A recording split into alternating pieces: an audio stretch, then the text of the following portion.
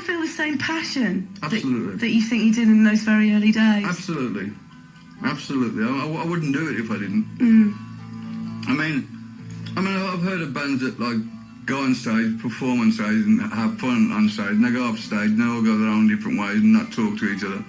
And that's not the case with us. We have a laugh about it. We take it seriously, but yet we have a laugh at the same time, you know. Can you remember any of the greatest highlights of Sabbath's career, personally speaking, from your own point of view? I still love it when we were supporting big name bands when we first went to America and we'd blow them off the stage. No, that was because all these rock stars used to be like, name them, come on, name them. I'm not naming Go them. on, Ozzy. No. And because when Sabbath got pissed off, then it would go right, you know, and we'd just lock in and just play our asses off and do crazy things, you know. Just get that audience going. I mean, one time we used to play the place in New York called the Fillmore East, and we did 2 shows a day, an early matinee and the late matinee.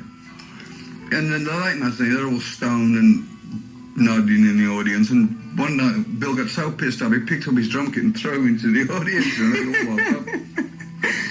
It's like some young kid winning the lottery, you know. We had money to burn, drugs, groupies, booze, and after a while, it gets tiresome, you know. Homesickness was a big thing for us, because it was great to get home for the first couple of days and tell everybody about your stories on the road, and then you go, oh yeah, I'm back home again now, I've got to feed the chickens and, you know, take the dog for a walk, you know. Yeah, it must be really difficult adjusting to that very sort of ordinary But in those days, there was existence. no late TV, no video, so you'd be walking around the house all night looking at the wall, you know, jet lagged.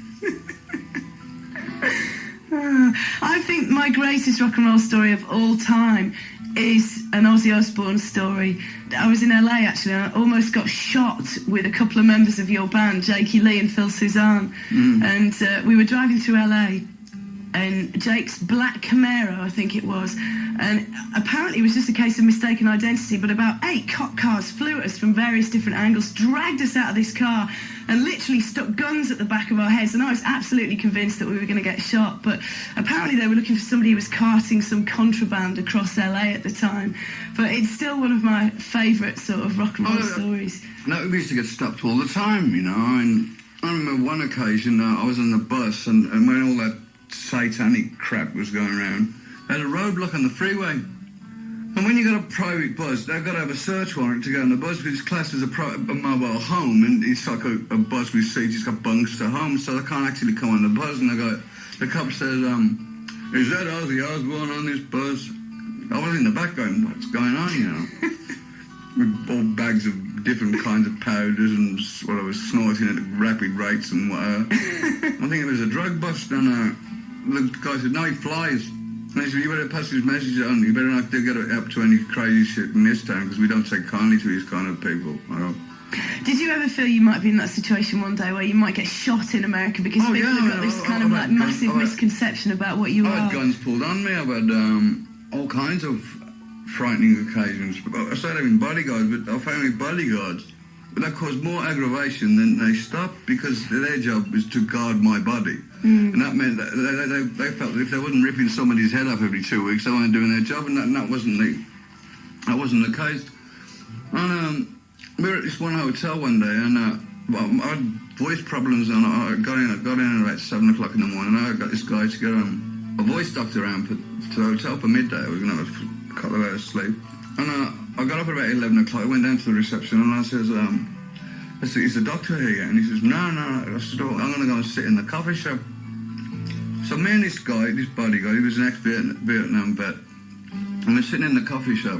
And this guy with a suit and a tie and a bag comes over. I think he must be the doctor, and he was an evangelist. And this guy goes berserk, and they were all staked out in the restaurant, they're all nuts.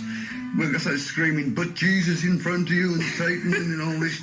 I'm crawling on my hands and knees. And this Vietnam vet guy goes nuts and starts whacking everybody, and I'm crawling through the legs to get out this restaurant. It was scary, you know, because I always think one of these guys is going to pull out a pistol and say, like, I've been out a message from God, this is your ticket, mate, bang. And I have had guns pulled under me, and I tell you what, it is not a very pleasant feeling, is it? Oh, it's terrifying, it's absolutely terrifying. When somebody's got a bit of cold metal stuck up the back of your neck, you just think, any minute now, you know, we're going to kiss goodbye to this sweet earth and that'll be the end of it. I know, it happens all the time now. The Radio 1 Rock Show. 97 to 99 FM. Radio 1.